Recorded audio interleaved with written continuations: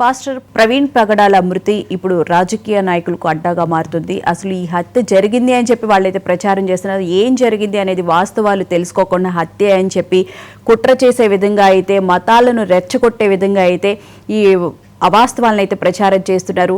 వాస్తవాలు తెలియాలి అంటే కనుక పోస్ట్ మార్టం రిపోర్ట్ వస్తే కానీ తెలుస్తుంది. అయితే మనం సోషల్ మీడియాలో గత 2 రోజులుగా అంటే సోమవారం రాత్రి నుంచి ప్రవీణ్ పగడాల అసలు ఎక్కడికి వెళ్ళారు, ఆయన మధ్యలో విజయవాడ వెళ్తున్నప్పుడు ఎక్కడ ఆగారు అనే విషయాల గురించి కూడా పోలీసులు పూర్తిగా డీటెయిల్స్ అయితే తీయడం జరిగింది. 300 కెమెరాలను వాళ్ళు పరిశీలించామని చెప్పి కూడా చెప్తూ ఉన్నారు. మధ్యాహ్నం అంటే మార్చి 24 మధ్యాహ్నం 1:20 మధ్యలో చౌటుప్పుల దగ్గర టోల్ గేట్ క్రాస్ అయినట్లుగా కూడా సీసీటీవీలో ఫుటేజ్ను కూడా వాళ్ళు చెప్పడం జరిగింది. మొత్తంగా చూస్తే కనుక 12 సీసీటీవీ ఫుటేజ్లు ఎక్కడెక్కడ ఆయన ఆగారు, ఏ ప్లేసెస్లో ఆగారు, ఏం చేశారు అనే విషయాల గురించి కూడా పూర్తిగా ఆరా తీస్తున్నారు. అయితే 11 గంటల నుంచి రాత్రి 11 గంటల నుంచి ఆ రోజు 11:42 మధ్య ఏం జరిగింది అనే విషయం గురించి కూడా ప్రత్యేకంగా ఆరా తీస్తున్నారు.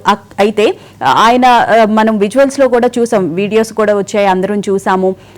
ఆయన ఒక వైన్ షాప్ దగ్గర ఆగడం, మద్యం తీసుకోవడం అలాంటివి కూడా చేశారు. కానీ ఆయన ఎక్కడ తీసుకున్నారు, వాటిని ఎక్కడ సేవించారనే దాని గురించి కూడా ఒక క్లారిటీ అయితే రాలేదు. ఏ విషయాలైనా తెలియాలి అంటే కనుక మనకి పోస్ట్ మార్టం రిపోర్ట్ వస్తే కానీ ఒక క్లారిటీ వస్తుంది. ఇది రాకుండానే ఈలోపే మత సంఘాలను రెచ్చగొట్టే విధంగా ముఖ్యంగా చూసుకుంటే కనుక హత్య అని చెప్పి రాజకీయ ప్రచారం అయితే జరిగింది. అసలు దీని వెనక ఎవరున్నారు, ఎందుకు మత విద్వేషాలు రెచ్చగొట్టే విధంగా అలా మాట్లాడుతున్నారు అని చెప్పి కూడా మనం చర్చించుకుందాం. నిన్న డిప్యూటీ స్పీకర్ రఘురామకృష్ణరాజు గారు కూడా మాట్లాడుతూ శాంతి అని చెప్పి అశాంతిని ప్రచారం చేస్తున్నారు, ఇది చాలా దురదృష్టకరము అని కూడా ఆయన చెప్పడం జరిగింది. సో ఈ అంశాలకు సంబంధించి ఇవాళ డిబేట్లో చర్చించుకుందాం. డిబేట్లో పాల్గొనడానికి మనతో పాటు ఉన్నారు అప్పసారి రాజేష్ గారు, ప్రముఖ రాజకీయ సామాజిక విశ్లేషకులు, అలాగే తుర్గ శ్రీరామ్ గారు, రాజకీయ విశ్లేషకులు, అలాగే మోక ఆనంద్ సాగర్ గారు, టీడీపీ అధికార ప్రతినిధి, అలాగే ఫణి గారు, హిందూ పోరాట సమితి సంబంధించిన సభ్యులు. నమస్తే అండి అందరికీ. సార్ నమస్తే అండి, గుడ్ మార్నింగ్ సార్. అప్సన్ గారు, ముందుగా చూసుకుంటే కనుక అసలు ప్రవీణ్ పగడాల మార్చి 24వ తారీఖు బయలుదేరి ఇక్కడి నుంచి రాజమహేంద్రవరం వెళ్ళడానికి బయలుదేరారు. కానీ అసలు మధ్యలో ఏం జరిగింది అనే విషయం గురించి కూడా ఒక క్లారిటీ రాలేదు. పోస్ట్ మార్టం రిపోర్ట్ వస్తే కానీ అయింది హత్య లేకపోతే ఏం జరిగింది అనే విషయానికి సంబంధించి ఒక క్లారిటీ వస్తుంది. కానీ ఈలోపే రాజకీయంగా దీన్ని ఒక అస్త్రంగా వాడుకోవాలని చెప్పి కూడా ఒక రాజకీయంగా ఇది హత్య అని చెప్పి ముద్ర వేస్తూ ఉన్నారు. దీన్ని మనం అసలు ఎలా చూడాలంటారు? ముందుగా ప్యానెల్లో ఉన్న పెద్దలు అలాగే మహాన్యూస్ వీక్షకులందరూ కూడా శుభోదయం. ఇవాళ ప్రవీణ్ పగడాల మరణించటం వల్ల మొట్టమొదటిగా ఎఫెక్ట్ అయ్యేది అతని కుటుంబం, అతని సతీమణి, అతని పిల్లలు, అతని తల్లిదండ్రులు, లేదు అతని తోడబుట్టిన వాళ్ళు ఉంటే మొట్టమొదటిగా బాధితులు వాళ్ళెక్కడ రోడ్డెక్కి మా ప్రవీణ్ని వేరే ఎవరో చంపేశారు, నా భర్తను వేరే వాళ్ళు చంపేశారు, మా తండ్రిని వేరే వాళ్ళు చంపేశారు, మా బిడ్డను వేరే వాళ్ళు చంపేశారు అని చెప్పని వాళ్ళెక్కడ ఉద్యమాలు చేయటం, మీడియాలోకి వచ్చి మాట్లాడటం మనం వినలా. ఈ మాట్లాడుతున్న వ్యక్తులందరూ ఎవరు? ఒక్కొక్కళ్ళది ఒక్కొక్క ఎజెండా. అంటే ఆ పరిస్థితులు పరిణామాలని మనం పూర్తిగా అనలైజ్ చేసుకుంటే ఇన్సిడెంట్ జరిగింది వాస్తవం, ఒక విలువైన ప్రాణం పోయింది వాస్తవం. ఆ పోయిన ప్రాణం ప్రమాదవశాత్తు పోయిందా, హత్య గావించబడ్డారా అనేది పోలీసు విచారణ నిర్ధారణ అవుతుంది. పోలీసులు పోస్ట్ మార్టం చేయించారు. ఆ post mortem report, forensic evidences ఇవన్నీ రావాల్సిన అవసరం ఉంటుంది. ఖచ్చితంగా అది టైం బీయింగ్ వ్యవహారం. ఓవర్ నైట్ ఏమి ఇవాళ పోస్ట్ మార్టం చేస్తే సాయంత్రానికి మొత్తం అన్ని నిర్ధారణ చేసేసి చెప్పడం సాధ్యం కాదు. ఇదే సందర్భంలో ఇవాళ రోడ్డెక్కి రకరకాల ఉద్యమాలని బెదిరింపులకు దిగుతున్న వ్యక్తులు కొంతమంది ఉన్నారు, పరిధి దాటి వ్యవహరిస్తూ ఉన్నారు. మొన్న కేఏ పాల్ గారు ఒక వీడియో రిలీజ్ చేశాడు. ఆ వీడియోలో ఆయన వాడిన భాష ఏంటి అంటే, సోషల్ మీడియాలో తప్పుడు పోస్టులు పెట్టిన వాళ్ళని కఠినంగా శిక్షిస్తాము అని చెప్పని ఎస్పీఎన్ ఐజీ చెప్తున్నారు.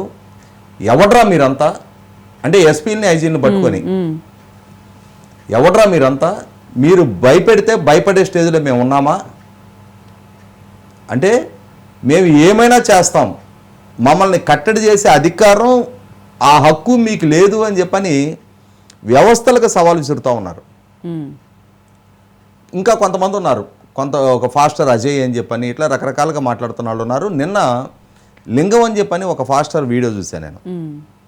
అతను ఊచకోత కోస్తాం కొడకల్లారా అని చెప్పని బహిరంగంగా మాట్లాడుతున్నాడు. ఈ వ్యక్తి మాజీ ఎంపీ, ప్రస్తుత వైసీపీ అధికార ప్రతినిధి గోరంట్ల మాధవ్తో పాటు కలిసి ఉన్న ఫోటో నేను చూశాను. ఇక్కడ మనం కొన్ని మ్యాచ్ చేసి చూసుకోవాలి. ఇదే గోరంట్ల మాధవ్ మీద ఫోక్సో కేసు నమోదయ్యి విజయవాడ విచారణకు రమ్మని చెప్పని పోలీసులు నోటీసులు ఇచ్చారు. ఆ నోటీసులు ఇచ్చిన రోజు అతను ఏం చెప్పాడు ప్రెస్లో, మా మీద ఇలాగే కేసులు నమోదు చేసి మమ్మల్ని విచారణకు పిలుస్తూ ఉంటే అంతర్యుద్ధానికి దారితీస్తే పరిస్థితులు అని చెప్పని బెదిరించాడు. మరి ఇప్పుడు ఇదే అంతర్యుద్ధానికి దారి తీపించే పరిస్థితులు, పరిణామాలు ఇవే అని అనుకోవాలా మనం? ఇక్కడ ఈస్ట్ గోదావరికి సంబంధించిన ఒక ఎక్స్-ఎంపీ, ఆ ఎంపీ గారికి కూడా ఆయనకి ప్రవీణ్ ఎవరో తెలియదు. ఎందుకంటే ఆయన వీడియో కూడా విన్నా నేను.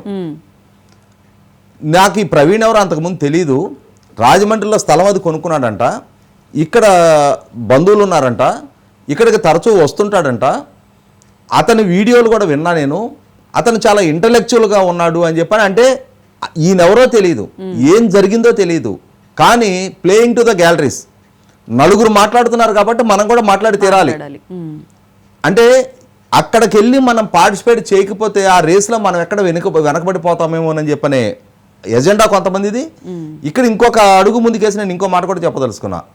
అదే ఎక్స్-ఎంపీ గారు ఈ మధ్యకాలంలో సుప్రీంకోర్టు తీర్పుని బేస్ చేసుకొని వివిధ రాష్ట్రాల్లో ఎస్సీ రిజర్వేషన్ల కేటగరైజేషన్కి అనుకూలంగా నిర్ణయాలు తీసుకుంటున్న నేపథ్యంలో ఆంధ్రప్రదేశ్ కేబినెట్ కూడా ఆ నిర్ణయాన్ని ఆమోదించిన నేపథ్యంలో దాన్ని వ్యతిరేకిస్తూ బహిరంగ సభలు పెట్టాడు.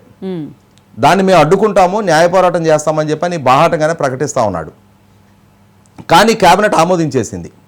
బహుశా ఈ వారంలో ఆర్డినెన్స్ కూడా రిలీజ్ చేయడానికి ప్రభుత్వం సమాయత్తం అవుతా ఉంది. ఎందుకనంటే డిఎస్సి నోటిఫికేషన్ ఈ మొదటి వారంలో విడుదల చేస్తామని చెప్పని ప్రభుత్వం ప్రకటించింది. ఈ డిఎస్సి ద్వారానే ఆ కేటగరైజేషన్ ఫలాలు ఆయా వర్గాలకి అందించాలి అనేది ప్రభుత్వం ఒక లక్ష్యంతో పెట్టుకోనుండి దానికి అనుగుణంగా ఇప్పుడు ఆర్డినెన్స్ రిలీజ్ చేయడానికి సిద్ధపడతా ఉంది. కాబట్టి తన ప్రయత్నాలు సుప్రీంకోర్టు రాజ్యాంగ ధర్మాసనం తీర్పిచ్చేసే నేపథ్యంలో ఇంకా అంటే 5 జడ్జీల ధర్మాసనం తీర్పిచ్చింది. 7-11 మంది జడ్జీల ధర్మాసనానికి అప్పీల్ చేసుకొని సుదీర్ఘ న్యాయ పోరాట ప్రక్రియ అయినా కొనసాగించాలి. లేదు అని అంటే ఏదో ఒక శాంతి భద్రతల సమస్య సృష్టించి ఈ అంతర్యుద్ధాల లాంటి పరిస్థితులు, పరిణామాలు కనుక దారితీసి ప్రభుత్వం వాటిలో ఎంగేజ్ అయ్యి ఉంటే ఇప్పటికిప్పుడు ఆర్డినెన్స్ రిలీజ్ చేయటమైనా ఆగాలి. నాకు అంటే ఆయన టైమింగు, ఆయన వ్యవహార శైలి చూస్తే ఖచ్చితంగా నాకు అదే అభిప్రాయం కనిపిస్తూ ఉంది. కాబట్టి ఇవాళ ఒక్కొక్కళ్ళు ఒక్కొక్క ఎజెండాతో వ్యవహరిస్తున్న నేపథ్యంలో విమల గారు అని చెప్పని జగన్మోహన్ రెడ్డి గారి మేనత్త, ఆమె సొంత అన్నని వాళ్ళ సొంత ఇంట్లో గొడ్డలు పెట్టి ముక్కలుగా నరికారు. ఏ రోజు కూడా మా అన్న మరణానికి న్యాయం చేయమని చెప్పని ఆమె రోడ్డెక్కల. నా తండ్రి మరణానికి న్యాయం చేయండి అని చెప్పని సుప్రీంకోర్టు వరకు పోరాటం చేస్తున్న మేనగోడలను విమర్శించింది. సిబిఐ ద్వారా పలానా వాళ్ళు సూత్రధారులు అని చెప్పని నిర్ధారణ చేసిన వ్యక్తిని అమాయకుడు, ఆణిముత్యం, నా మేనగోడళ్ళు మా కుటుంబంలోనే చిన్నపిల్లోడి మీద నిందలు మోపుతున్నారని చెప్పని మేనగోడలను తప్పుపట్టింది. అతన్ని కాపాడుతున్న ఇంకొక అన్న కొడుకు అధికారం కట్టబెట్టండి అని చెప్పని శ్రీకాకుళం నుంచి అనంతపురం జిల్లా దాకా ఎన్నికల ప్రచారంలో పాల్గొంది. అంటే కుటుంబ సంబంధాలంటే విలువ లేదు, మానవ సంబంధాలంటే విలువ లేదు. కానీ ఇప్పుడు ప్రవీణ్ మీద మాత్రం ఎక్కడలేని ప్రేమ ఆమెకు పొంగుకొస్తా ఉంది. ఇవన్నీ చూస్తుంటే ఒక స్పష్టంగా ఎవరి ఎజెండాతో వాళ్ళు వ్యవహరిస్తూ ఉన్నారు. ఒక పక్క వైసీపీ పార్టీని కేసులు చుట్టుముడతా ఉన్నాయి, విచారణలు ఎదుర్కొంటా ఉన్నారు. ఇప్పటికి ఇంకా ప్రభుత్వానికి విచారణ నివేదికలు అందుతూ ఉన్నాయి. ఒక వలయంలో వాళ్ళు చిక్కుకుపోయే పరిస్థితులు కనిపిస్తూ ఉన్నాయి. వీటన్నిటి నేపథ్యంలో ఖచ్చితంగా దీని నుంచి డిస్ట్రాక్ట్ చేయాలి. రాష్ట్రంలో శాంతి భద్రతల సమస్య సృష్టించాలి. ప్రభుత్వం అటు సంక్షేమాన్ని ఇటు అభివృద్ధిని సమపాలనలో కొనసాగిస్తూ వాళ్ళు ఇదే విధంగా కనుక పరిపాలన కొనసాగిన పక్షంలో ఖచ్చితంగా రేపు మరింత రాజకీయంగా తమకు ప్రతికూలంగా మారుతుంది. కాబట్టి ఈ ప్రభుత్వాన్ని బదనాం చేయాలి, ప్రభుత్వ ప్రతిష్టను భంగం చేయాలి, రాష్ట్రంలో శాంతి భద్రతల సమస్యలు ఉన్నాయని చెప్పని సృష్టించాలి, రాష్ట్ర బ్రాండింగ్ దెబ్బతీయాలి, రాష్ట్రానికి పారిశ్రామిక పెట్టుబడులు రాకుండా చేయాలి. ఇవన్నీ ఒక హిడెన్ ఎజెండాతో. ఎందుకంటే ప్రభుత్వం పదవి బాధ్యతలు చేపట్టిన నెల రోజులకి ఢిల్లీలో నేషనల్ మీడియా ముందు ధర్నా పెట్టి 36 హత్యలు జరిగినాయి, 35 మంది ఆత్మహత్యలు చేసుకున్నారు, 300 హత్యాయత్నాలు జరిగినాయి అని చెప్పనే ఫ్యాబ్రికేటెడ్ ఫిగర్స్ తోటి నేషనల్ మీడియాను తప్పుతో పట్టించే ప్రయత్నం చేసిన పార్టీలు ఇవన్నీ కూడా రాష్ట్ర బ్రాండింగ్ దెబ్బతీసే ప్రయత్నం చేశారు. నెల రోజుల క్రితం ప్రమాణ స్వీకారం చేసిన ప్రభుత్వాన్ని రద్దు చేసి రాష్ట్రపతి పాలన పెట్టమన్న ప్రబుద్ధులున్న రాష్ట్రం మనది. కాబట్టి ఇక్కడ 100% ప్రతి ఒక్కరి కథలకి అనుమానాస్పదంగానే ఉంది. జరిగిన మరణం పట్ల స్పందించాల్సిన బాధితుల కన్నా కూడా వీళ్ళు చేస్తున్న హడావుడి చూస్తుంటే నాటకీయత కనిపిస్తూ ఉంది, ఒక ఆర్కెస్ట్రేటెడ్ ఎజెండా అమలుపరుస్తున్నట్టుగా కనిపిస్తూ ఉంది. వీటిని ప్రజలు కూడా గమనించుకోవాలి. ఆ ముంచుకు రాబోతున్న ప్రమాదాన్ని సృష్టించాలనుకుంటున్న వ్యక్తుల్ని కనిపెట్టి ఉండాల్సిన బాధ్యత పౌర సమాజాన్ని, ప్రభుత్వానికి కూడా. ఇంటెలిజెన్స్ వ్యవస్థ సమర్థంగా వ్యవహరించి ఎవరెవరు ఏ కుట్రకోణాలతోటి ఎవరెవరితోటి మిలాఖత్ ఈ విధమైన వ్యవహారాలకు పాల్పడుతున్నారు అనేది ఖచ్చితంగా నిగ్గుదేల్చాల్సిన బాధ్యత ఉంది. కూడా దొరకనంత ఇదిగా ఆయన చేస్తున్నారని చెప్పి మనకి చంద్రబాబు గారు కూడా మొన్న ఈ మధ్య కూడా చెప్పడం జరిగింది. అంటే ఆయన తెలుసుకోలే, ఇంటెలిజెన్స్ కూడా కనిపెట్టలేని విధంగా కూడా. ఇక్కడ ఒక అంశం ఏంటి అంటే ఈ ఫాస్టర్లు అందరికందరు కూడా వైసీపీ తోటికి అటాచ్డ్గా ఉన్నవాళ్లే. ఎందుకంటే అజయ్ అనే ఫాస్టర్ అయితే అతనే స్వయంగా చెప్పున్నాడు, నేను వైసీపీ విద్యార్థి విభాగానికి అంటే జగన్మోహన్ రెడ్డి గారు రాష్ట్ర విభజనకు ముందుగానే వైసీపీ పార్టీని ఏర్పాటు చేసినప్పుడు విద్యార్థి విభాగానికి ఉమ్మడి రాష్ట్రానికి నేను అధ్యక్షుడిగా పనిచేశానని చెప్పున్నాడు అతను. కాబట్టి వాళ్ళ ఐడెంటిటీ ఎక్కడ దాచుకోవటంలా, వాళ్ళు వైసీపీతో అటాచ్మెంట్ విషయం ఓపెన్గానే రివీల్ అవుతూ ఉంది. కాబట్టి దీంట్లో ఖచ్చితంగా రాజకీయ కుట్రకోణం ఉందనేది 100% నేను చాలా స్పష్టంగా చెప్పగలుగుతా. రైట్. ఫణి గారు నమస్తే అండి.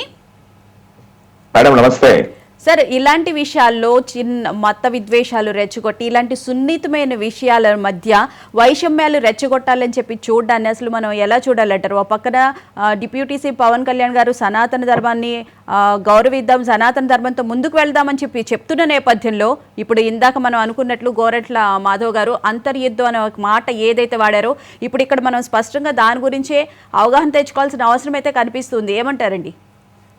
100% అమ్మా. మేడం నమస్తే. ముందుగా మన మహా న్యూస్ ఛానల్ ఉన్నటువంటి పెద్దలందరికీ కూడా నమస్కారం. అంతేకాకుండా ఈ యొక్క ఏదైతే ప్రవీణ్ పగడాల హత్య కుట్ర వెనుక ఉన్నటువంటి నిజాల్ని అతి తక్కువ సమయంలో బయటికి తీసుకొచ్చినటువంటి పోలీస్ వ్యవస్థకు కానీ మన మీడియా వ్యవస్థకు కానీ ప్రతి ఒక్కరికి కూడా మేము పేరు పేరున కూడా మేము ధన్యవాదాలు తెలుపుకుంటున్నాం, మా హిందూ ధర్మానికి తప్పించి. ముఖ్యంగా మేడం ఇక్కడ ఉన్నటువంటి సిచ్యువేషన్ ఏదైతే ఉందో ఈ ప్రవీణ్ పగడాల హత్య అనేది జరిగింది అని చెప్పేసి అని ఈ రోజున పూర్తి నివేదిక రాకుండానే పూర్తి వివరాలు తెలియకుండానే అది జరిగిన వెంటనే ఇష్టానుసారంగా ఈ రోజున మత కల్లోలాలు రెచ్చగొట్టే విధంగా మత విధ్వంసాలు రెచ్చగొట్టే విధంగా ఒక బంగ్లాదేశ్ వ్యవస్థని తీసుకొచ్చే విధంగా శాంతి దూతలమని చెప్పుకునేటువంటి యొక్క పాస్టర్లు చేసినటువంటి మీడియా ముందు వచ్చినటువంటి మాట్లాడినటువంటి తీరు ఈ రోజున మనం అందరం కూడా ప్రజలందరూ కూడా చూసినటువంటి వ్యవస్థ మనం చూస్తున్నాం. అంతేకాకుండా ఈ యొక్క సనాతన ధర్మాన్ని పెంపొందించే విధంగా పవన్ కళ్యాణ్ గారు ముందుకెళ్తున్న తరుణంలో కావాలని చెప్పేసి ఒక కుట్ర రాజకీయంగా కుట్రపూరితంగా ఈ రోజున ఈ యొక్క ఎన్డీఏ కూటమిలో ప్రభుత్వాన్ని ఈ రోజున ప్రపంచం మొత్తం కూడా తెలియచేయాలా, ఈ యొక్క ప్రభుత్వాల్లో ఎలాంటి క్రిస్టియన్స్ కానీ ముస్లింస్ కానీ ఎటువంటి తావు లేదు అని చెప్పేసి ఒక కుట్రపూరితమైనటువంటి వ్యవస్థని తెలియచేయడం కోసం అని చెప్పేసి ఒక రాజకీయ కుట్రపూరితంగా ఉన్నటువంటి చేసినటువంటి వ్యవస్థ ఈ రోజున మనం చూసినటువంటి తీరు ఈ రోజు ఘోరంగా ఉంది.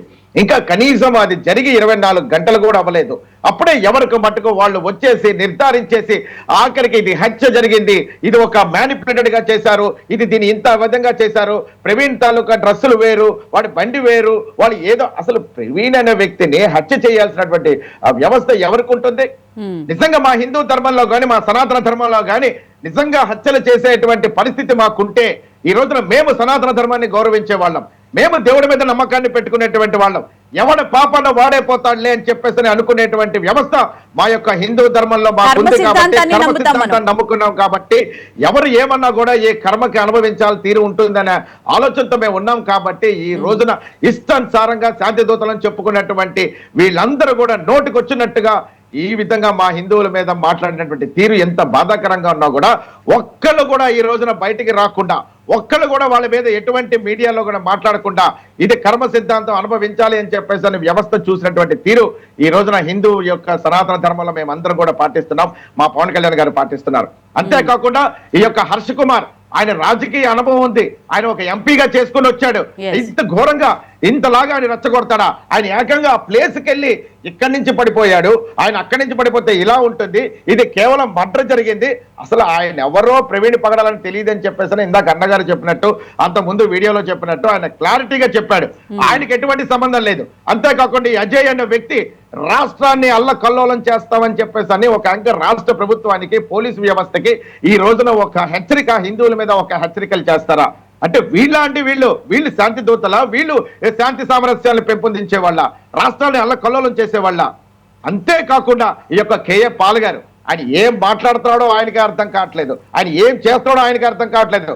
ఒక పక్క నుంచి రాష్ట్రాన్ని ఏ విధంగా అల్లకల్లోలం చేద్దామా అని చెప్పేసి ఆయనకి నచ్చినట్టుగా ఆయన ఇష్టానుసారంగా ఆయన మాట్లాడుతున్నారు. మేడం, ఒక్క మాట చెప్తున్నాం, నిజంగా మా సనాతన ధర్మంలో, మా యొక్క హిందూ ధర్మంలో మేము కర్మ సిద్ధాంతాన్ని నమ్ముకుని మేము ఉంటున్నాం కాబట్టి అసలు ప్రవీణ్ పగడాల్ అనే వ్యక్తి ఒక చిన్న వ్యక్తి మా దృష్టిలో.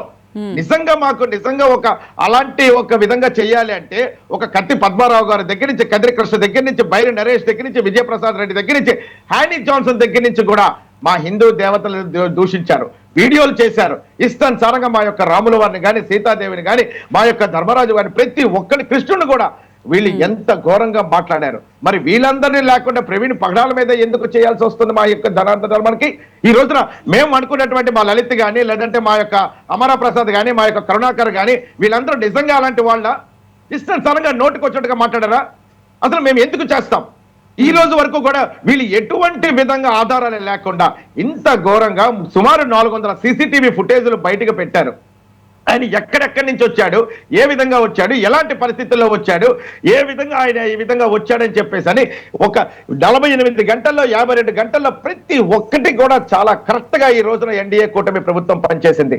ఇష్టానుసారంగా వీళ్ళు మాట్లాడిన మాటలకి ఎవ్వరూ కూడా స్పందించకుండా కాలమే సమాధానం చెప్తుందని చెప్పేసి సామరస్యంతో శాంతియుతంగా మేమందరం కూడా కూర్చొని ఉండి ఈ రోజున నిజమైనటువంటి బయటికి తీసుకొచ్చినటువంటి వ్యవస్థ ఈ రోజున మనం చూస్తున్నటువంటి వ్యవస్థ మనం చూసాం. పోలీస్ వ్యవస్థ దగ్గర నుంచి ప్రతి ఒక్కళ్ళు కూడాను. కానీ ఇది కావాలని చెప్పేసి రాష్ట్రాన్ని అల్లకల్లోలం చేయాలని చెప్పేసి చూసారు మేడం. ఇది నిజంగా హత్య అయితే ఎక్కడ హైదరాబాద్, ఎక్కడ రాజమండ్రి? ఆయన నిజంగా ఒక హత్య చేయాలని చూస్తే ఆయన నిజంగా తాగేసి వచ్చాడు, ఏదో లారీయో లేదంటే కారో గుద్దేసిందని చెప్పి మ్యానిపులేట్ చేయొచ్చు కదా. ఆయన శరీరాన్ని ఎందుకు అలా ఉంటుంది? అలాంటి ఇంతమందిని మ్యానిపులేట్ చేస్తాడు మేడం. హత్య చేసిన వాడు టోల్ సిబ్బందిని, సిఏని, టీ కొట్టు వాళ్ళని, ఆఖరికి సీసీ కెమెరాలు అంటే 300 సీసీ కెమెరాలని ఎవరున్నారు మేడం? అంత మాఫియా డాన్ యొక్క హత్య కుట్ర ప్రవీణ్ మీద చేయాల్సిన అవసరం మాకేమొస్తుంది? రైట్. ఒక నిజంగా ప్రవీణ్ మీద హత్య కుట్ర జరిగితే ఆయనకి చాలా ఆర్థిక లావాదేవీలు ఉన్నాయి, ఆయన మీద చాలాగా పాప, అంటే మేము చెప్పింది కాదు మేడం, వీళ్ళంతా వీళ్ళే ఈ రోజున ప్రవీణ్ పగడాల గురించి పాప ఆయన ఏదో చనిపోయాడు, ఆయన ఏదో చెప్పు అనుకునే దాన్ని ఈ రోజున ఒక తాగుబోతుగా వాళ్ళ యొక్క విధానాన్ని వాళ్ళే క్రియేట్ చేసుకున్నటువంటి వ్యవస్థ ఈ రోజున జరిగినటువంటి పరిస్థితి మనం చూస్తున్నాం. అసలు ఆయన ఎవడండి ప్రవీణ్ పగడాల? ఎవడు బట్టుగా వాడు సోషల్ మీడియాలో నోటికి వచ్చినట్టు మాట్లాడితే మేము ఎందుకు అంతలా చేస్తాం? ఎవరు ఆయన మీద అంత మాఫియా హత్య కుట్ర చేస్తారు? ఎవరికి అవసరం? ఆయన ఆస్తిలో ఆయన ఇంటర్నేషనల్ డానా, లేదంటే ఆయన మీద చేయాల్సిన అవసరం మాకేముంది? నిజంగా మా దేవుళ్ళని దూషించి లేస్తే ఇష్టానుసారంగా మాట్లాడేటువంటి వాళ్ళు ఈ యొక్క 6-8 మంది ఉన్నారు. మరి వాళ్ళ మీద ఏ రోజు కూడా హత్యా కేటలు చేయలేదే, ఏ రోజు మేము కనీసం కేసులు కూడా పెట్టలేదే. ఏదైనా ఉంటే కనుక మా న్యాయ వ్యవస్థ నమ్ముకున్నాం, న్యాయ వ్యవస్థ ద్వారంగా మా దేవుళ్ళని దూషిస్తే న్యాయ వ్యవస్థ మీద పోలీసు వారికి కంప్లైంట్ ఇస్తాము, కోర్టులు నమ్ముకున్నాం మేము. అంతేగాని మా హిందువులు ఎవరు కూడా అంత హత్య చేసేటువంటి వ్యవస్థ లేదు. ఈ రోజున షఫీ గారిని తీసుకొచ్చాడు. ఆయన ఏకంగా తండ్రులు వేరైనా సరే, తల్లులు వేరైనా సరే, మనం అంతా ఒకటి. అంటే వీళ్ళ తాలూకా హత్య కుట్ర అని చెప్పి మత విధ్వంసాలు రెచ్చగొట్టాలని ఒక ముస్లిం వ్యవస్థను కూడా ఈ రోజున వీళ్ళు చెప్పినటువంటి మనం చూసాం. అంటే రాష్ట్రాన్ని వీళ్ళు ఏం చేద్దామనుకుంటున్నారు? వీళ్ళు దేశాన్ని ఏం చేద్దామనుకుంటున్నారు? ఆంధ్ర రాష్ట్రాన్ని ఏ విధంగా వీళ్ళు ముందుకు తీసుకెళ్లాలనుకుంటున్నారు? ఇది వీళ్ళ మీద 100% మేము ఆయన ప్రవీణ్ పగడాల మీద గురించి ఎలాగైతే జరిగిందో రాష్ట్రాన్ని విధ్వంసాలు సృష్టించాలని చెప్పేసి మమ్మల్ని ఇంట్లోకి తీసుకొచ్చి కొట్టమన్నారు, మమ్మల్ని చంపమన్నారు, ప్రత్యక్షంగా మీడియా ముఖంగా చెప్పారు మేడం. మరి వీళ్ళ మీద కూడా సరైనటువంటి తగు రైతుల న్యాయం చేయాల్సిన బాధ్యత ఈ యొక్క వ్యవస్థకి, ప్రభుత్వానికి ఉంది అని చెప్పేసి మేము ఆశిస్తున్నాము. 100% వీళ్ళని రెచ్చగొట్టే తీరు ఎవరైతే వాళ్ళందరి మీద కూడా కేసులు పెట్టాలా, వాళ్ళందరి మీద కూడా. ఎందుకంటే న్యాయ వ్యవస్థ నిజ నిర్ధారణ అవ్వకుండానే వీళ్ళు మమ్మల్ని ఇంతలాగా దూషించారు కాబట్టి ఇది ఊరుకునే ప్రసక్తి లేదు. ముఖ్యంగా కేఏ పాల్ దగ్గర నుంచి, హర్ష్ కుమార్ దగ్గర నుంచి, షఫీ దగ్గర నుంచి, అజయ్ దగ్గర నుంచి వీళ్ళందరి మీద కూడా న్యాయ వ్యవస్థలో సరైనటువంటి రీతిలో వీళ్ళకి బుద్ధి చెప్పాలి అని చెప్పేసి మా హిందూ సంఘాలతో కూడా మేము మాట్లాడుకుంటున్నాం. ఇది చాలా ఘోరమైనటువంటి చర్య. ఈ రోజున రాష్ట్రాన్ని చేయాల్సిన రాజకీయ చరిత్ర, రాజకీయాల శవాల మీద రాజకీయం చేయవలసినటువంటి వ్యవస్థ ఎన్డీఏ కూటమికి లేదు మేడం. ఒక పక్క తండ్రి శవాన్ని పెట్టుకునే రాజకీయం చేసేటువంటి వ్యవస్థలు మా దగ్గర లేవు.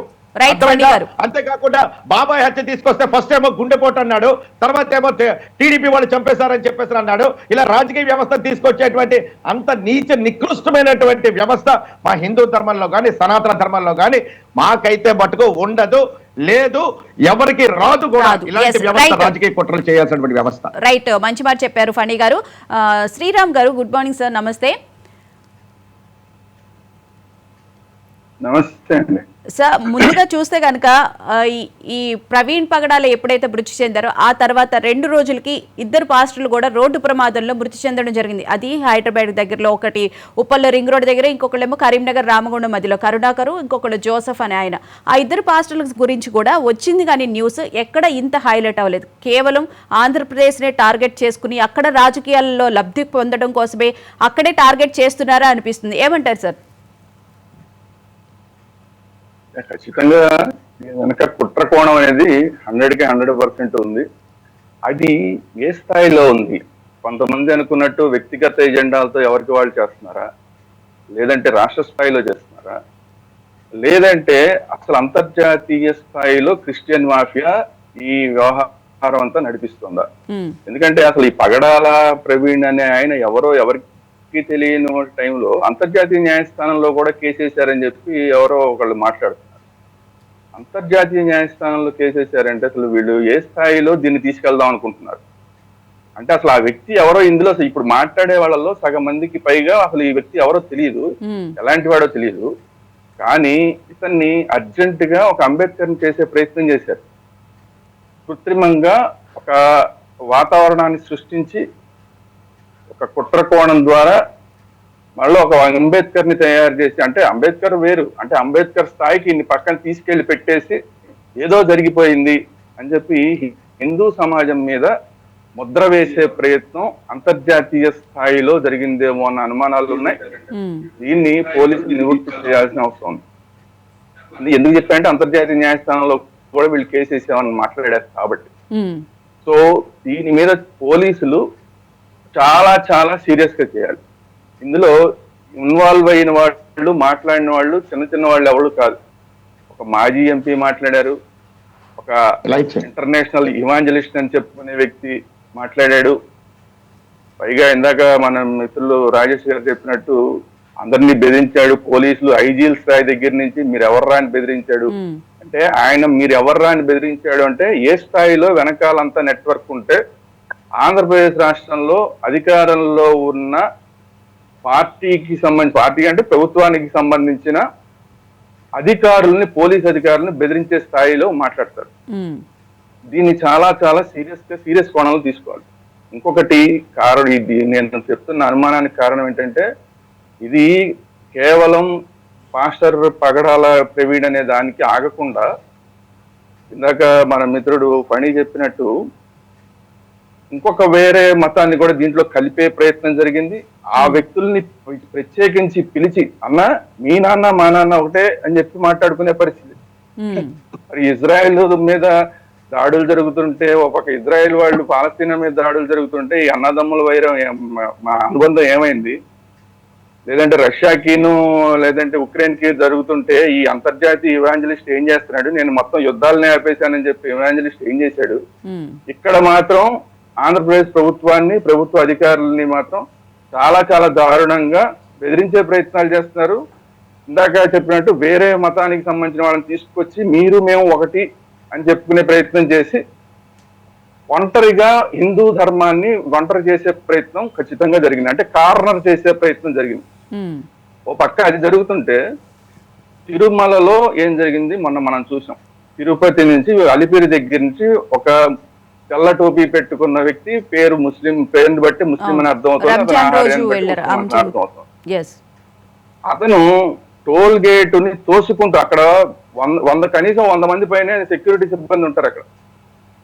అలిపిరి టోల్ గేట్ దగ్గర అవును. వాళ్ళందరినీ తోసుకుంటూ, యాత్రికులను తోసుకుంటూ, బస్సులు మిగతా కార్లు వాటన్నిటిని దాటుకుంటూ ఎవరు ఆపినా ఆగకుండా వెళ్ళిపోయి మధ్యలో వినాయకుడి గుడి దగ్గర ఆపే ప్రయత్నం చేసినా అక్కడ కూడా ఆగకుండా పైన దాకా వెళ్ళిపోయి అక్కడ పట్టుకున్నప్పుడు కూడా రకరకాల నినాదాలు చేశాడన్న వార్తలు వచ్చాయి. తీరా చూస్తే అతను ఏం చేశాడు, ఆల్రెడీ తిరుమలకి సంబంధించిన తిరుపతి ఆధ్వర్యంలో ఉన్న రుయా ఆసుపత్రిలో ముందుగానే జాయిన్ అయ్యి ఒక ప్లాన్ ప్రకారం చేశాడు. మరి ఏంటనేది పోలీసులు చెప్పాలి. ముందుగానే జాయిన్ అయ్యి ఏదో మతి స్థిమితం లేనట్లాగా జాయిన్ అయ్యి 4 రోజుల తర్వాత ఒక కొత్త బండి వేసుకుని ఈ పని చేశాడు. అంటే వీటన్నిటినీ కూడా మనం దృష్టిలో పెట్టుకుని మాట్లాడాలి. ఏదో ఒక చిన్న సంఘటన పట్టుకుని మాట్లాడడం కాదు, చాలా సంఘటనలు జరుగుతున్నాయి. హిందూ ధర్మాన్ని కార్నర్ చేయడానికి తద్వారా పవన్ కళ్యాణ్ గారిని టార్గెట్ చేశారా, లేదంటే భారతీయ జనతా పార్టీని టార్గెట్ చేశారా, మొత్తం దేశానికి సంబంధించిన విషయంలోనే టార్గెట్ చేశారా, ఓవరాల్ గా హిందూ ధర్మాన్ని ఒక పక్కకి నెట్టేసి వీళ్ళు ఏదో ఘోరాలు నేరాలు చేస్తున్నారు అన్న ప్రయత్నం చేయడం ఒక పక్కన, హిందూ దేవాలయాల మీద దాడులు చేయడం ఒక పక్కన. గత ప్రభుత్వంలో చూసాం, అనేక సందర్భాల్లో అనేకమైన దాడులు జరిగినాయి. వీళ్ళల్లో ఒక్కళ్ళన్నా, ఇప్పుడు మాట్లాడుతున్న వాళ్ళల్లో ఒక్కళ్ళన్నా ఆ రోజున రాముడి విగ్రహాన్ని తల తీసేసినప్పుడు వీళ్ళలో ఒక్కడన్నా మాట్లాడారా? ఇప్పుడు ఈ పాస్టర్ గారి కోసం పరిగెత్తుకొచ్చిన ఆయన ఉన్నాడు కదా, ఆయన రాముడి తలకాయ తీసేసినప్పుడు పరిగెత్తు రాలేదే, ఏమంతా ఏడుస్తూ మాట్లాడుతున్నాడు. పైగా ఆ పేర్లు నేను చెప్పను, అలాంటి వాళ్ళని పెద్దవాళ్ళని చేయడం నాకు ఇష్టం లేదు, నా నోటితో వాళ్ళ పేర్లు చెప్పి. సో ఆయన అసలు ప్రవీణ్ పగడాలకి ఏదో జరిగిపోయింది, ఘోరం జరిగిపోయిందని ఏడుస్తూ మాట్లాడుతున్నాడు ఆ ముస్లిం వ్యక్తి. మరి రాముడి తలకాయ తీసినప్పుడు మాట్లాడలేదు. అంటే ఓవరాల్ గా ఒక కుట్ర జరుగుతోంది. అందులో పైగా మొదట్లో మాట్లాడిన వాళ్ళు, తొందరపడి మాట్లాడిన వాళ్ళు ఎవరు మాట్లాడారంటే, ఇమీడియట్ గా ఆయనకి థ్రెట్ ఎవరి ద్వారా ఉందంటే ఒక ముస్లిం వ్యక్తి ద్వారా ఉందన్న వార్తలు ముందుకు రాగానే ఇమీడియట్ గా వాటిని నొక్కేసే ప్రయత్నం జరిగింది. అది కూడా మీరు గమనించాలి. సరే, ఆయన పాపం ఏ పాపం తెలియదులేండి, ఆయన నెల్లూరులో పాపం ఆయన ఉన్నాడు, ఆయనకి ఏ పాపం తెలియదు, ఆయన ఏదో అల్లాని ఏదో అన్నాడు, మహమ్మద్ ప్రవక్తను ఏదో అన్నాడని చెప్పి ఈ పగడాలని ఆయన మాట్లాడాడని చెప్పి ఆయన మాట్లాడాడు. సరే, ఆయనకి దీంతో సంబంధం లేదు, ఆయన నెల్లూరులోనే ఉన్నాడు ఆ టైంకి. అయితే ఆ వార్తని తొక్కేసే ప్రయత్నం, అసలు ముస్లింకి ఏం సంబంధం లేదని చెప్పే ప్రయత్నం, ముస్లింలను మళ్ళీ కలుపుకునే ప్రయత్నం రెండు జరిగాయి. ముస్లింలు వార్నింగ్ ఇచ్చారని కూడా తెలుస్తుంది, అది బయటికి రానివ్వలేదు. ఇవన్నీ ఏంటి, ఇప్పుడు మళ్ళీ ఆ విషయం మళ్ళీ వెళ్తే ఆయన నెల్లూరుకి సంబంధించిన ఆ ముస్లిం వ్యక్తికి సంబంధించిన విషయం కొన్ని రోజులు పేపర్లలోనో లేదా మీడియాలో నడిస్తే టాపిక్ డైవర్ట్ అవుతుంది. వీళ్ళ అసలు టార్గెట్ ఏంటి, హిందువుల్ని కార్నర్ చేయడం టార్గెట్. ఈ హిందువులను కార్నర్ చేయడం అనే టార్గెట్ పక్కకి వెళ్ళిపోతుంది కదా. అందుకని చెప్పి ఆ విషయాన్ని పక్కన పెట్టేసి ఇమ్మీడియట్ గా వేరే ముస్లింలందరినీ తీసుకొచ్చి పెట్టుకుని మనం ఒకటి మాట్లాడడం. ప్రత్యేకించి పోలీసులకి ఈ రోజు నేను చెప్తున్నాను, మీరు చాలా చాలా సీరియస్ గా ఎవరైతే థ్రెట్ ఇచ్చారో, మీ మొత్తం అల్లకల్లోలం చేస్తామని రాష్ట్రాన్ని థ్రెట్ ఇచ్చారో వాళ్ళని మీరు గనక అరెస్ట్ చేయకపోతే, వాళ్ళు పక్క రాష్ట్రం అవ్వచ్చు, ఎవరైనా అవ్వచ్చు, వాళ్ళని గనక మీరు అరెస్ట్ చేయకపోతే, వాళ్ళకి తగిన గుణపాఠం చెప్పకపోతే రాబోయే రోజుల్లో చాలా పెద్ద పెద్ద వినాశనాలకి మీరు కారణం అవుతారు పోలీసులు. ఈ రోజు నేను చెప్తున్నా, చాలా సీరియస్ తీసుకోండి నా మాటని. ఎందుకంటే వీళ్ళందరూ కూడా ఒక ప్లాన్ లో భాగంగా మాట్లాడుతున్నారు. ఎందుకంటే మాజీ రాష్ట్రంలో పార్లమెంటేరియన్లుగా పనిచేసిన వాళ్ళు ఇందులో ఇన్వాల్వ్ అయ్యి మా దగ్గర సాక్ష్యాలు ఉన్నాయని చెప్తారు. ఇప్పుడు పోలీసులు అయితే మా దగ్గర ఏ సాక్ష్యాలు లేవని చెప్తున్నారు. మాజీ ఇవాంజలిస్ట్ ఆయన పెద్ద పెద్దవన్నీ నేను ఆపేశానని చెప్పి ఆయన ఇన్వాల్వ్ అయిపోయాడు దీంట్లో, పోలీసులనే బెదిరిస్తున్నాడు. ఇంకొకడు నేను పేరు చెప్పడం ఇష్టం లేదని చెప్పాను కదా, పక్కన తెలంగాణకి చెందిన వ్యక్తి ఆల్రెడీ మన మిత్రులు చెప్పేశారు ఆ పేరును కూడా. వాడు అసలు అల్లకల్లోలమే సృష్టిస్తానని చెప్తున్నాడు. పైగా వాడు ఎప్పుడు ఏం మాట్లాడినా కూడా నేను లా చదువుకున్నాను, ఏమనుకుంటున్నారు నా గురించి, రాముడిని ఏమైనా అంట, మీరు అతని వీడియోలు చూస్తే తెలుస్తుంది, రాముడిని ఏమైనా అంట, నేనంట, కావాలంటే నా మీద కేసులు పెట్టండి, దమ్ముంటే అరెస్ట్ చేయండి, నేను లా చదువుకున్న ఈ మాటలు మాట్లాడుతున్నాడు. లా చదువుకున్న వాడు ఏదైనా మాట్లాడచ్చు అని రాజ్యాంగంలో ఎక్కడ చెప్పారు? లా చదువు ప్రాక్టీస్ చేసిన వాడికే అది అవకాశం లేదు, జడ్జిలకే అవకాశం లేదు ఇష్టం వచ్చినట్టు మాట్లాడడానికి. లా నేను ఏం మాట్లాడినా నేను లా చదువుకున్నా అంటాడు. ఇలాంటి వాళ్ళకి నిజంగా లా అంటే ఎలా ఉంటుందో బుద్ధి చెప్పకపోతే పోలీసు వ్యవస్థ తప్పు చేసినట్టు అవుతుంది. మిమ్మల్ని డైరెక్ట్ గా అతను థ్రెట్ మీకు ఇచ్చాడు పోలీసులకి, అది కూడా ఇక్కడికి వచ్చి మీ దగ్గరికి వచ్చి మీ ప్రాంతానికి వచ్చి అక్కడ ఉన్న ఎస్పీలకి సిఐలకి అందరికీ కూడా పైగా ఇంకొక మాట చెప్పాడు, మీరు గనక ఇతను తాగి చనిపోయాడన్న పోస్ట్ మార్టం రిపోర్ట్ కనుక మీరు ఇస్తే మా సంగతి ఏంటో మీరు చూస్తారు అని కూడా అన్నాడు. అంటే ఇతనికి ముందే తెలుసు అతను ఎలాంటి వాడు ఏంటి ముందే తెలుసు, ఆ రిపోర్ట్ వస్తుందని కూడా తెలుసు. కానీ వీళ్ళ అసలు ఉద్దేశం వేరు. మొత్తం అంతా కూడా ఈ క్రిస్టియన్ సమాజాన్ని మొత్తం ఒకటి చేసేసి దాడులు చేయాలి, హిందూ ధర్మం మీద దాడులు చేయాలి, ఆ టార్గెట్ లో ఉన్నారు. కాబట్టి మీరు గనక ఈ పోస్ట్ మార్టం రిపోర్ట్ ఇలా ఇస్తే మాత్రం మేము ఊరుకోమని చెప్పాడు అతను ముందే. అలాంటి వాడిని పోలీసులు గనక చర్య తీసుకోకపోతే మీరు చాలా చాలా పెద్ద తప్పు చేసిన వాళ్ళు అవుతారు. ఇంకొక విషయం కూడా చెప్తున్నా, అన్నిటికన్నా ముఖ్యమైన విషయం, ఇప్పుడు జరుగుతున్న వ్యవహారం మొత్తాన్ని హిందువులందరూ చాలా చాలా చాలా సీరియస్ గా గమనిస్తున్నారు. అందరూ ప్రశాంతంగా ఉన్నారు. పోలీసులకు నిజంగా హ్యాట్స్ ఆఫ్ చెప్పాలి. వాళ్ళు గనక తీసుకున్న నిర్ణయం తీసుకుని మొత్తం అంతా కూడా బయట పెట్టకపోతే ఈ పాటికి మొత్తం హిందూ సమాజం అభాసు పాలైపోయి ఉండేది. వాళ్ళు ఏదైతే చెప్పారో గోబెల్స్ ప్రచారం లాగా అయిపోయి మొత్తం అందరూ కూడా అభాసు పాలై ఉండేవాళ్ళు.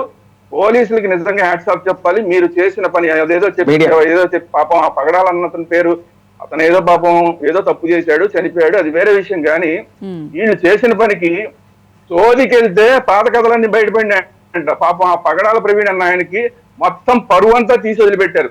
ఇప్పుడు అతనికి సంబంధించిన మొత్తం వ్యవహారాలన్నీ బయటకు వస్తున్నాయి. ఏమన్నా చరిత్ర ఏంటంటే అతని చరిత్ర అతనే స్వయంగా వీడియోలో చెప్పాడు, నేను ఎవరినో కొట్టేశాను, చంపేశాను, నేను డ్రగ్స్ అది ఇది అన్నాడు.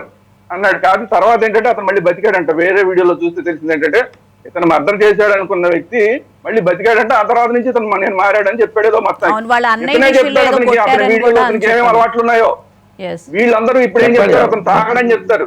అతని వీడియోలోనే అతను స్వయంగా చెప్పుకున్నాడు ఆయన. సో అలాంటి వాడివి అతని కథలన్నీ కూడా ఇప్పుడు బయటకు వచ్చాయి. ఇతను ఏమి సత్య హరిశ్చంద్రుడు కాదు, స్వామి వివేకానంద కాదు, జీసస్ క్రైస్ట్ కాదు అని చెప్పి ఇప్పుడు మొత్తం అంతా కూడా అతని చరిత్ర బయటపడింది. ఒకటి ఆఖరిగా చెప్పేది ఏంటంటే ఇతను ఒక్క నిమిషం, ఇతను ఆ రాముణ్ణి తిట్టి ఈ రోజు ఆ పరిస్థితికి వెళ్ళారు. ఇంతకు ముందు కూడా రాముణ్ణి తిట్టి ఇలాంటి పరిస్థితికి వెళ్ళిన వాళ్ళ చరిత్రలు మన దగ్గర ఉన్నాయి. రకరకాల సందర్భాల్లో చాలా పెద్దవాళ్ళు వెళ్ళిపోయారు. 14 లక్షలు ప్రభుత్వం ఇచ్చి బతికిద్దాం అనుకున్న ఒకడు అలాగే పోయాడు. ఇప్పుడు 14 లక్షలు కాదు ఎన్ని లక్షలు ఖర్చు పెడదాం అన్న అవకాశం లేని పరిస్థితిలో ఇతను పోయాడు. కాబట్టి రాముడి జోలికి దయచేసి ఎవరు వెళ్ళకండి. ఎవరు కూడా ఈ దైవ నింద చేయకండి. ఎవరైనా సరే దైవ నింద దయచేసి చేయకండి. అది ఏ దైవాన్నైనా సరే దైవ నింద చేయకండి. దైవ నింద చేస్తే ఎవరికైనా ఇదే పరిస్థితి ఎదురవుతుంది. ఆఖరిగా నేను చెప్పేది మళ్ళీ ఏంటంటే పోలీసులు సీరియస్ గా, నేను చెప్పిన మాటలు సీరియస్ గా తీసుకోండి. చాలా చాలా పెద్ద కుట్ర జరుగుతుంది ఆంధ్రప్రదేశ్ లో. దీన్ని చాలా సీరియస్ గా తీసుకోకుండా జస్ట్ పాస్టర్ ప్రవీణ్ అన్న దగ్గరే మీరు ఆగిపోతే మీరు చాలా పెద్ద తప్పు చేసిన వాళ్ళు అవుతారు. రాబోయే రోజుల్లో జరిగే ఘోరాలకి మీరు అడ్డుపడని వాళ్ళు అవుతారు. ఈ విషయాన్ని దృష్టిలో పెట్టుకోండి. శాంతి దూత అని చెప్పుకునేటటువంటి కేఏ పాలు ఇలా ఈ విధంగా పోలీసుల్ని రెచ్చగొట్టే విధంగా మాట్లాడడం, పోలీసులు ఉద్దేశించి మాట్లాడడం, ఇందాక శ్రీరామ్ గారు చెప్పినట్లు పోలీసులు గనక సరైన యాక్షన్ తీసుకోకపోతే గనక ఆంధ్రప్రదేశ్లో చాలా విధ్వంసం వచ్చే అవకాశం అయితే కనిపిస్తుంది. ముఖ్యంగా అంతర్యుద్ధం అని చెప్పి ఏదైతే కొన్ని రోజుల క్రితం మనం విన్నామో అది వచ్చే అవకాశం అయితే కనిపిస్తుంది. మరి దీనికి సంబంధించి ప్రభుత్వం తరపున ఎలాంటి చర్యలు తీసుకోవాలని చెప్పి అనుకుంటున్నారు? ప్రజలు కూడా చాలా ఎదురు చూస్తున్నారు. అంటే ఎలాంటి యాక్షన్ తీసుకుంటారు అలా దాని గురించి కూడా అంటే సంయమనం పాటిస్తున్నారు. పోస్ట్ మార్టం రిపోర్ట్ రాకుండా ఎందుకు మాట్లాడాల్సిన అవసరం ఉంది అని చెప్పి వాళ్ళు కూడా ఆలోచిస్తున్నట్లయితే మనకు తెలుస్తుంది. ఏమంటారండి? ముందుగా మీకు డిబేట్ లో ఉన్నటువంటి పెద్దలందరికీ హృదయపూర్వక నమస్కారం మేడం. ఈ వ్యవహారం అంతా ఎట్లా నడుస్తుందంటే అండి, కందకి లేని దొరత కత్తిపేటకి ఎందుకు అన్న సామెత లాగా నడుస్తా ఉంది. ఇవాళ నేషనల్ హైవేలో లేదా రాష్ట్ర హైవేల్లో ఈ 4 లైన్ రోడ్డు 6 లైన్ రోడ్స్ లో అనేక మంది వాహనాలను గుద్దుకుంటూ ఆపకుండా పారిపోయేటటువంటి సంఘటనలు కోకొల్లగా ప్రతిరోజు నిత్యం చూస్తా ఉన్నాం. ఇప్పుడు ఒక వ్యక్తిని హత్య చేయడానికి వాళ్ళ ఇంటికి వెళ్ళో, వాళ్ళ దొడ్లోకి వెళ్ళో, వాళ్ళ ఊళ్ళోకి వెళ్ళో, వాళ్ళ పేటలోకి వెళ్ళో హత్య చేశారనుకుంటే అది డిఫరెంట్ మ్యాటర్ ఉంటుంది. అది అక్కడ అనుమానాస్పదమైనటువంటి మూర్తి ఉందనుకోండి, దాన్ని ఒక రకంగా చూడొచ్చు. అంతేగాని ఆయన జర్నీ దాదాపు రాను పోను ఒక 1500-1600 కిలోమీటర్లు జర్నీ చేస్తున్నాడు ఆయన. అసలు ఆయన 2 వీలర్ మీద ఎందుకు బయలుదేరాడు ఇంట్లోంచి? ఇంత లాంగ్ జర్నీ ఎందుకు చేస్తున్నాడు?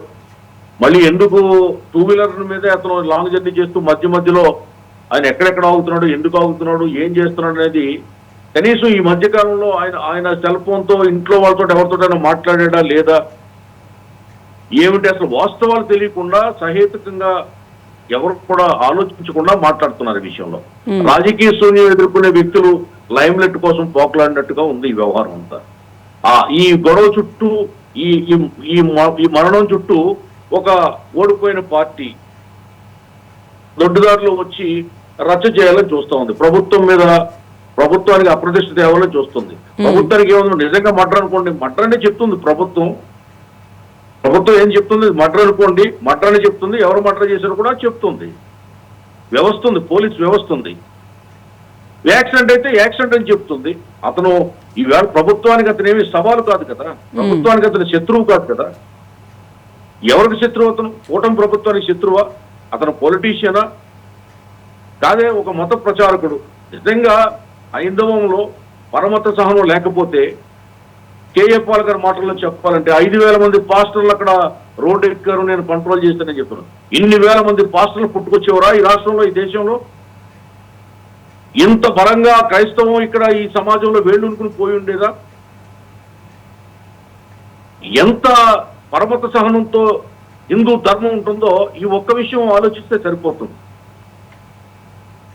ఒక శవాన్ని అడ్డు పెట్టుకుని పార్టీ పెట్టినటువంటి ఒక వ్యక్తి, ఇంకో శవాన్ని అడ్డు పెట్టుకుని ఎన్నికల్లో గెలిచినటువంటి వ్యక్తి, 5 ఏళ్లు పరిపాలించినటువంటి వ్యక్తి, ఆ వ్యక్తి ఏలుబడిలో డాక్టర్ సుధాకర్ అనే వ్యక్తి నడి రోడ్డు మీద పెడలెక్కలు విరిచి కట్టి ఆటోలో కుక్కనేసి పోయినట్టు వేసుకుపోయి చంపేస్తే అతను చావుకి కారకుడైతే ఆ ప్రభుత్వం, ఆవేళ ఈ సమాజం ఏమైపోయింది? దళిత సమాజం ఒక్కడు రోడ్డు ఎక్కలేదు ఆ రోజు. అది హత్య కదా? ప్రభుత్వ హత్య. అది కళ్ళకి కట్టినట్టు కనుకున్నటువంటి ప్రభుత్వ హత్య. దాన్ని పక్కన పెట్టేసి ఆ ప్రభుత్వ హయాంలో 239 మంది దళితులు హత్య గావించబడ్డారు. ఇదే రాజమండ్రి పక్కన అనపర్తి అనే గ్రామంలో మేడం ఆకలితో మామిడికాయ పోసుకున్నటువంటి ఒక దళితుడిని చంపేశారు వైసీపీ ప్రభుత్వ హయాంలో. ఈ ఏమైపోయి దళిత సంఘాలకు ఇవాటికి ఆ కుటుంబానికి న్యాయం జరిగిందా?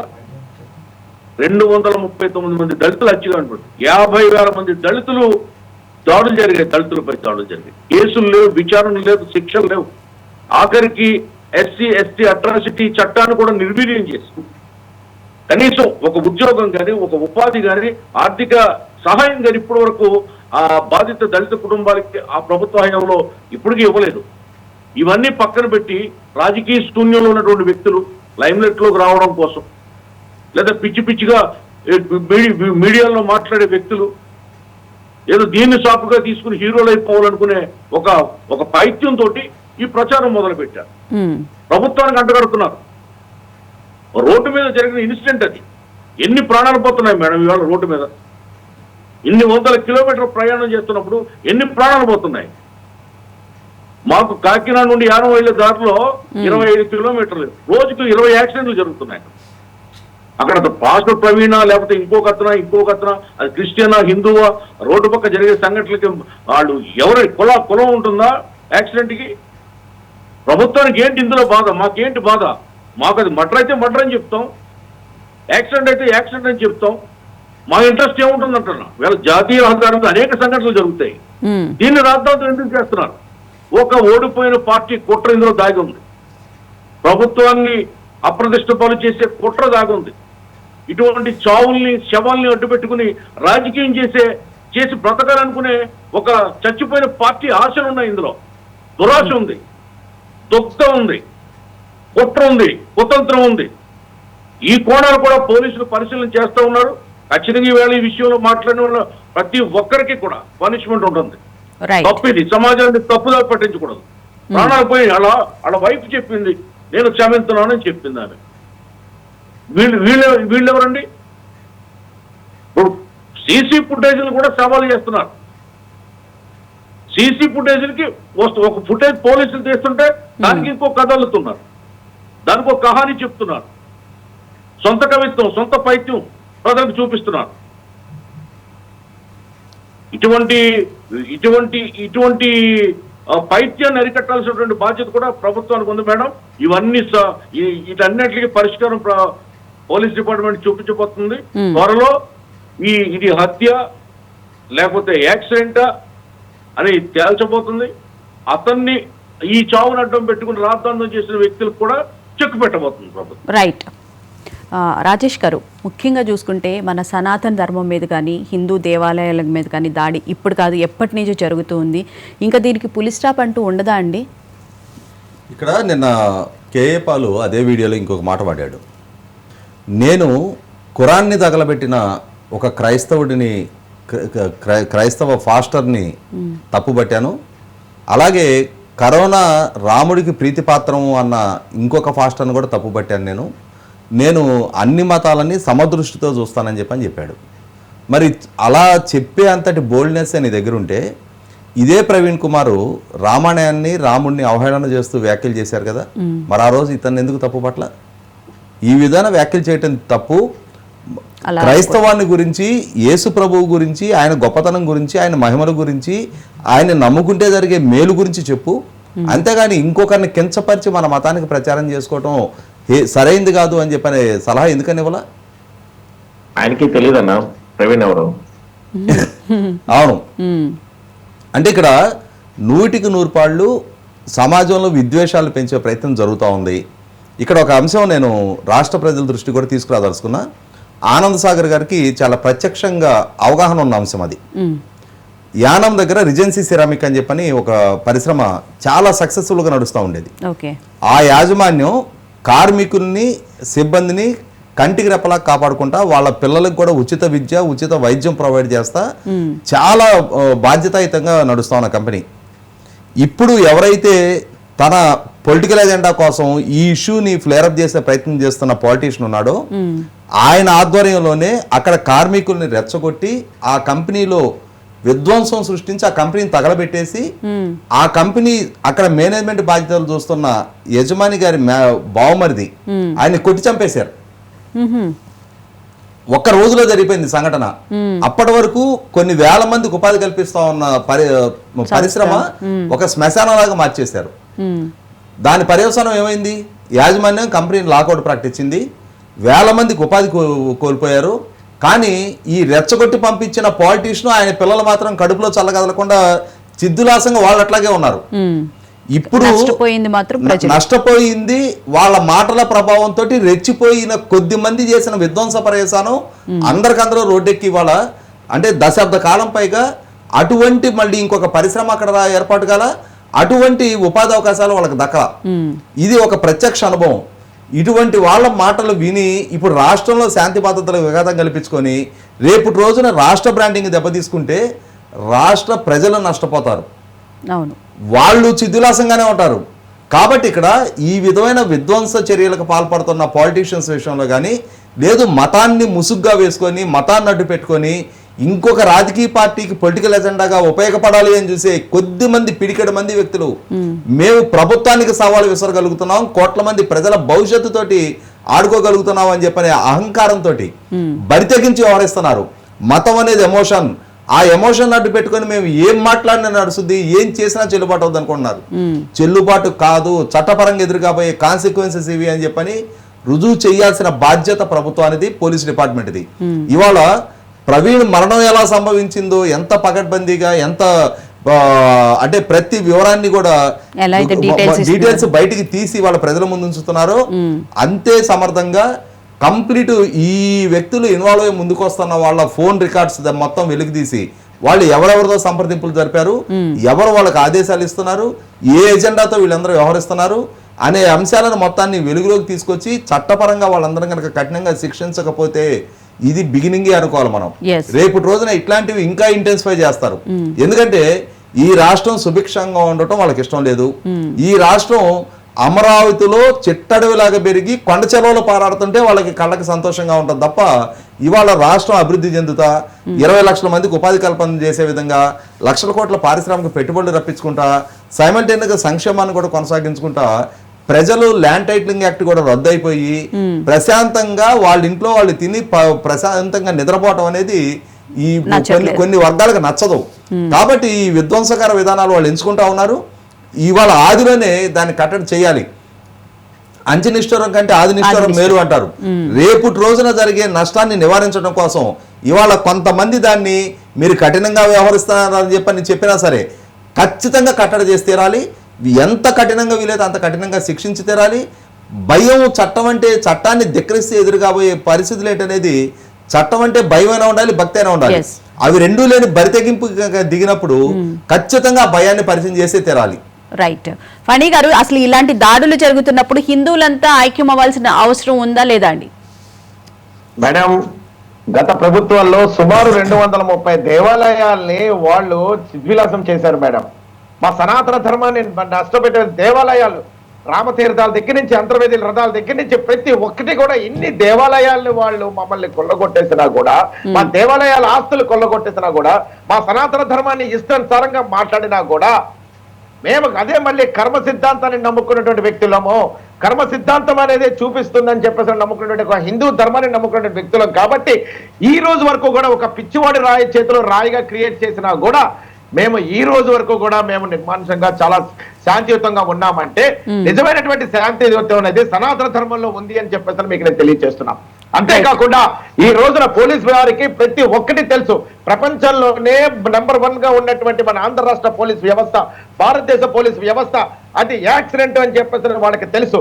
కానీ ఎవరైతే మత విధ్వంసాలు రెచ్చగొట్టారో, ఎవరైతే ఇన్ని విధాలుగా మా యొక్క హిందూ ధర్మం మీద మాట్లాడారో, ఎవరైతే ఇంతలాగా రాష్ట్రాన్ని అల్లకల్లోలం చేస్తారనుకున్నారో వాళ్ళందరికీ కూడా కనువిప్పుగా ఉండాలి అని చెప్పేసి ఈ రోజున ప్రతి ఒక్క వీడియో మొత్తం ఆంధ్ర తెలంగాణ యొక్క పోలీస్ వ్యవస్థ కలిసి దీని మీద పనిచేసి ఈ రోజున వాళ్ళల్లో ఉన్నటువంటి వ్యవస్థని బయటికి తీసుకొచ్చేటువంటి విధంగా ఈ యొక్క సనాతన ధర్మం, ముఖ్యంగా ఎవరైతే మా సనాతన ధర్మం కోసం మా డిప్యూటీ సీఎం పవన్ కళ్యాణ్ గారు సనాతన ధర్మాన్ని పెంపొందిస్తామన్నారో ఆయన దానికి కట్టుబడినటువంటి వ్యక్తిగా ఈ రోజున ఎక్కడా కూడా ఒక లేనిపోయిన మాట కూడా మాట్లాడకుండా ఈ రోజున సనాతన ధర్మం మీద నమ్మకం తీసుకొచ్చినటువంటి వ్యక్తి ఆయన.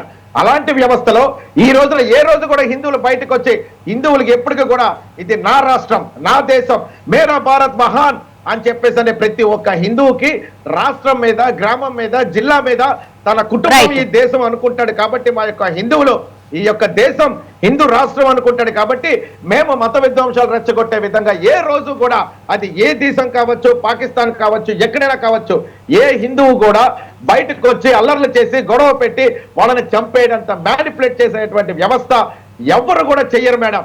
ఇది నా దేశం, నా రాష్ట్రం, మేరా భారత్ మహాన్ అనుకునే కాబట్టి రాష్ట్రంలో ప్రభుత్వ పరంగా ఏ ఆస్తి నష్టం జరిగినా కూడా నా ఇంటి నష్టంగా భావిస్తాం కాబట్టి ఎవ్వరు కూడా ఇంత రెచ్చగొట్టినా, ఇన్ని రకాలుగా మాట్లాడినా, ఇన్ని రకాలుగా చేస్తున్నా రైట్.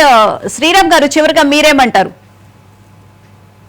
ఇప్పుడు ముందుగా మన మోకానంద గారు చెప్తారు, ఆవిడ పగడాల ప్రవీణ్ గారి భార్య గారు ఆవిడ అందరినీ క్షమించానని చెప్పిందని. అయితే ఆవిడ చాలా మంచి ఆవిడ అయి ఉంటుంది, జనరల్ గా చాలా అంత పెద్ద హృదయం ఉందండి, చాలా మంచి ఆవిడ అయ్యి ఉంటుంది. కానీ నేను ఖండిస్తున్నా. కారణం ఏంటంటే ఆవిడ కనుక ఎవరన్నా క్షమించింది అంటే ఎవరు ఆయన్ని హత్య చేశారని అర్థం. అప్పుడు ఏమవుతుంది, మొత్తం అంతా మళ్ళీ తిరిగి హిందూ ధర్మం మీదకే వస్తుంది. వీళ్ళందరూ కారణం చేస్తున్నారు, హిందూ ధర్మాన్ని కారణం చేస్తున్నారు. సో అందువల్ల మీరు ఇప్పుడే అలాంటి మాటలు మాట్లాడకండి. అది యాక్సిడెంట్ అయితే కనుక మీరు ఎవరిని క్షమించాల్సిన పని లేదు, ఎవరికి అవసరం కూడా ఉండదు. రైట్. సో అందువల్ల దీన్ని క్షమించడం అనే మాటని నేను యాక్సెప్ట్ చేయట్లేదు.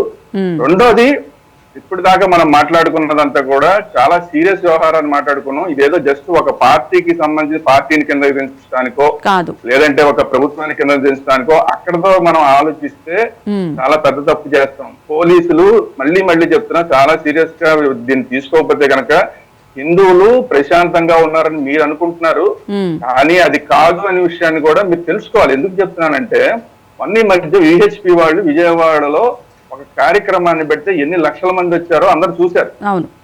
సరైన వాళ్ళు సరైన సందర్భంలో సరైన పిలుపునిస్తే ఎంత దాకా వెళ్ళడానికి కూడా సిద్ధంగా ఉంటారు హిందువులు. మీరు ఏదో చేత కాని వాళ్ళని అనుకోవద్దు దయచేసి. అందుకే నేను చెప్తున్నా, రాబోయే రోజుల్లో చాలా పెద్ద దుర్మార్గాలు జరిగే ప్రమాదం ఉంది, దాన్ని రక్షించాలి,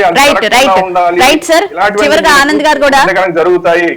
కాబట్టి పోలీసులు చాలా చాలా సీరియస్ గా ఇందాక నేను చెప్పిన వ్యక్తుల మీద చర్యలు తీసుకోండి. రాష్ట్రాన్ని అల్లకల్లోలం చేస్తా అన్న వాళ్ళ మీద, కోస్తా అన్న వాళ్ళ మీద, మా దగ్గర సాక్ష్యాలు ఉన్నాయన్న వాళ్ళ మీద చాలా చాలా మీరు చర్యలు తీసుకోకపోతే హిందూ సమాజం చాలా సీరియస్ గా తీసుకుంటుంది, మీరే బాధ్యులు అవుతారు. అది గుర్తుపెట్టుకోండి పోలీసు. రైట్. ఆనంద్ గారు, ఈ పోలీస్ వ్యవస్థ పటిష్టంగా ఉండాలి అని చెప్పి శ్రీరామ్ గారు అంటున్నారు, ఏమంటారు సార్ చివరిగా ఒక్క మాట?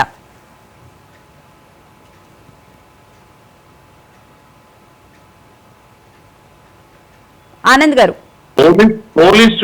పోలీస్ వ్యవస్థ విచ్ఛిన్నం అయిపోయినటువంటి మాట వాస్తవం. జగన్మోహన్ రెడ్డి పరిపాలనలో ఐపీఎస్లు వైపీఎస్లుగా మారిపోయారని మనం మాట్లాడుకున్నాం గత 5 ఏళ్ళు. వాళ్ళు ఈ 10 నెలల కాలంలో వాళ్ళ మైండ్ సెట్ మార్చి వాళ్ళను మళ్ళీ పాత పోలీసుల్లాగా, పాత వ్యవస్థలాగా పకడ్బందీగా చంద్రబాబు నాయుడు గారు కూటమి ప్రభుత్వం వాళ్ళని లైన్లోకి తీసుకొచ్చింది. కాబట్టి పోలీస్ వ్యవస్థ ఫెయిల్యూర్ ఎక్కడ కనబట్టలేదు ఈ విషయంలో. పోలీస్ చాలా అలర్ట్ గా ఉంది. ఏదైనా పోలీస్ నేను ఎక్కడ యాంకర్ గారు గుర్తుపెట్టుకోవాల్సిన పోలీసుల్ని నేను ఎక్కడ కూడా వాళ్ళు ఫెయిల్ పోలీసులు నేను తప్పు పట్టట్లేదండి. వాళ్ళు చాలా సక్సెస్ అయ్యారని చెప్పాను. థ్యాంక్స్ కూడా చెప్పాను. దానితో రాబోయే రోజుల్లో ప్రమాదాన్ని నివారించడానికి చర్యలు తీసుకోవాలి. ఇప్పుడు మిమ్మల్ని కూడా మేము క్రిటిసైజ్ చేయలేదు, మిమ్మల్ని కూడా మేము పాయింట్అవుట్ చేయట్లా.